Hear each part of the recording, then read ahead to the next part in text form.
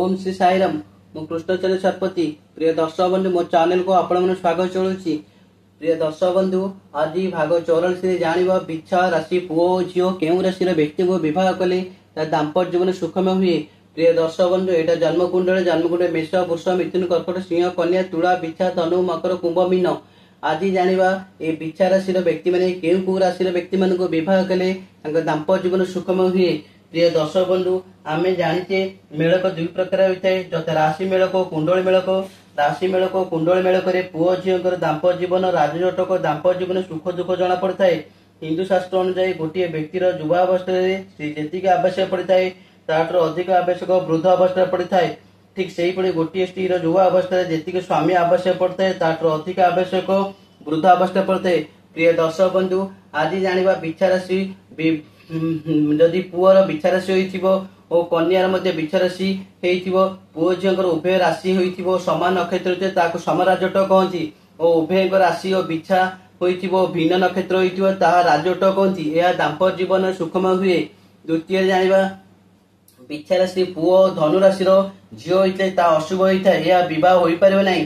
किंतु बिच्छा राशि झियो होइथिबे और धनु राशि पुओ होइथिले ता दुई द्वादश शुभ होइଥାଏ दाम्पत्य जीवन सुखमय हुए। तृतीय जानिबा बिच्छा राशि व्यक्ति और मकर राशि व्यक्ति को विवाह कले यह तृतीय एकादश राजट कहती। बिच्छा राशि पुओ झियो मकर और पुओ झियो उभय विवाह कले दाम्पत्य जीवन सुखमय हुए। चतुर्थ जानिबा बिच्छा राशि व्यक्ति और कुंभ राशि व्यक्ति को विवाह कले यह चतुर्थ दशम राजट कहती। बिच्छा राशि पुओ झियो कुंभ राशि पुओ झियो उभय विवाह कले दाम्पत्य जीवन सुखमय हुए। पंचम जानिबा बिच्छा राशि व्यक्ति माने मीन राशि व्यक्ति मान को विवाह करेंगे किंतु बिच्छा राशि पुओ मीन राशि झियो विवाह हो परिबो नहीं ता अरिष्ट को अशुभ होता है। किंतु मीन राशि झियो बिच्छा राशि पुओ विवाह हो पारे ता मित्र नवम पंचम कहती। यह विवाह कले दाम्पत्य जीवन सुखमय हुए। बिच्छा राशि व्यक्ति माने मेष राशि झियो को विवाह करें किंतु बिच्छा राशि झियो होइथिबो मेष राशि पुओ होइथिले ता मित्र अष्टक शुभ होता है। यह दाम्पत्य जीवन सुखमय हुए। किंतु बिच्छा राशि पुओ और मेष राशि झियो विवाह हो पारे नहीं ता अशुभ होता है। सप्तम जानिबा बिच्छा राशि पुओ झियो माने वृष राशि पुओ झियो को विवाह हो पारे ता समसप्तक कहते। यह दाम्पत्य जीवन सुखमय हुए।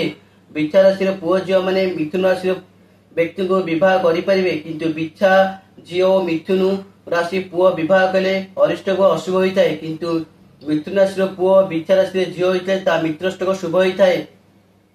अष्टम जाने बिच्छा राशि पुओ झियो माने कर्कट राशि व्यक्ति को विवाह करे ता मित्र नव पंचम हुए। यह दाम्पत्य जीवन सुखमय हेबो किंतु बिच्छा राशि झियो कर्कट राशि पुओ विवाह हो पारे नहीं ता अरिष्ट को अशुभ होता है ता विवाह कले दाम्पत्य जीवन अशुभ होता है। नवम जानिबा बिच्छा राशि पुओ झियो माने सिंह राशि व्यक्ति को विवाह कले ता चतुर्थ दशम राजटक यह उभय पुओ झियो दाम्पत्य जीवन बहुत सुखमय हुए। बिच्छा राशि पुओ झियो माने कन्या राशि व्यक्ति को विवाह कले ता तृतीय एकादश राजटक हुए। यह उभय पुओ झियो दाम्पत्य जीवन बहुत सुखमय हुए। शेष जानिबा बिच्छा राशि व्यक्ति माने तुला राशि व्यक्ति मान विवाह हो पारे किंतु बिच्छा राशि पुओ होइथिबे और तुला राशि झियो होइथिबे ता दुई द्वादश शुभ होइଥାଏ। यह कले दाम्पत्य जीवन सुखमय होइଥାଏ। किंतु बिच्छा राशि झियो होइथिले और तुला राशि पुओ होइथिले ता अशुभ होइଥାଏ। यह कले दाम्पत्य जीवन सुख होई नଥାଏ।